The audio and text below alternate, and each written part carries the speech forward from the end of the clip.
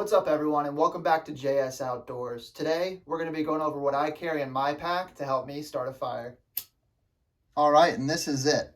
What you'll notice is that everything's in some form of packaging, and the packaging is waterproof or water resistant. I do this to help minimize the possibility for any sort of moisture getting into my fire starting tools. If I'm starting a fire in the woods and I have the odds stacked against me, I don't want to continue to stack those odds by allowing these tools to potentially be saturated with moisture. So anything that you can do to keep moisture off of it is just going to help you in the long run. All right, the first tool that I carry is a lighter. Lighters are nice because everyone usually already has one laying around. They're easy to use and it's simple. There's no reason to make it harder for yourself when you're out in the woods trying to start a fire. If the odds aren't stacked up against you that much and this isn't compromised, just use a lighter. It's that easy.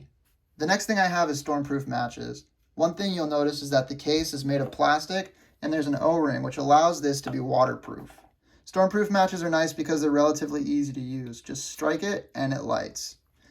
One thing that's nice about the Stormproof matches is that for the most part they're also waterproof. So once this is lit, you can dunk this in water, pull it back out, and it'll self-reignite most of the time. The third tool I have is a Ferro Rod. Ferro rods are nice because, like everything else, it's relatively easy to use. One thing to keep in mind is that there is a rounded edge and then there's a sharper edge on this striker. You want to try to identify the sharper edge and use that to strike. What that's going to do is that's going to remove this material and create a spark, which will allow you to start your kindling. One thing that I do is I like to plant this hand next to what I'm trying to ignite and I pull the rod away. What that does is that removes me flicking towards the light material that I'm trying to ignite, and it minimizes the ability for me to accidentally knock or come in contact with that material. One thing I like to carry is a candle. Candles are nice because once you have them lit, you can, for the most part, keep them going, and it's a lot easier to try to light something that might be a little bit damp with a candle because it is a constant flame. Candles are relatively inexpensive and there's not very much added weight to your pack, so it becomes a big benefit, especially when it's a little wet out and you're trying to get that fire started.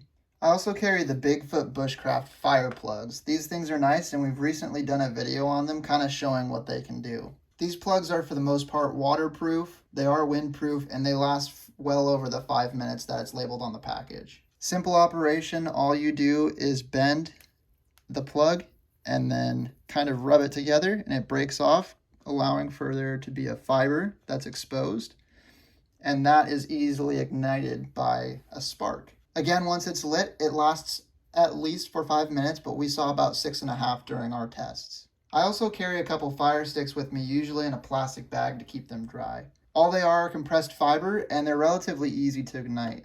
These things are fairly inexpensive and can be a lifesaver when you're trying to get that fire going from small to large. Lastly, I carry a Chem Light. This isn't necessarily in my fire starting pack, but I usually always have one in a pack with me. Chem lights are nice in the low light and no light conditions, and it also takes away from you using precious battery time from your flashlights. They're relatively bright and it allows you to see what you're doing when you're in the beginning stages of trying to build your fire. Something else that I used to carry but I don't anymore, solely just because I'm using the Bigfoot Bushcraft fire plugs, is petroleum jelly and cotton balls. What I normally do is break a cotton ball in half, grab some petroleum jelly, squirt the petroleum jelly onto the cotton ball, and then I just kind of rip it and work it around.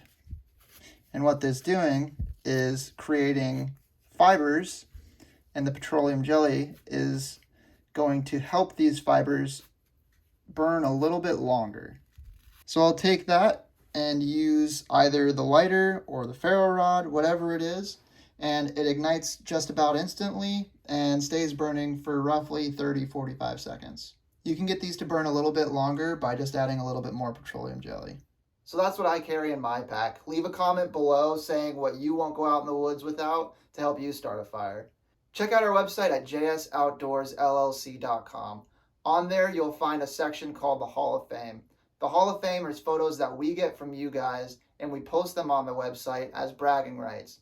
So if it's hunting or fishing or whatever it is you're doing outdoors and you want to share it with us, send it to the social media pages, Instagram or Facebook, and you might find yourself on the Hall of Fame as well. Oregon residents, we're also looking at getting our CHL classes started. We don't have any dates up yet, but keep checking back and we will have some dates available very soon.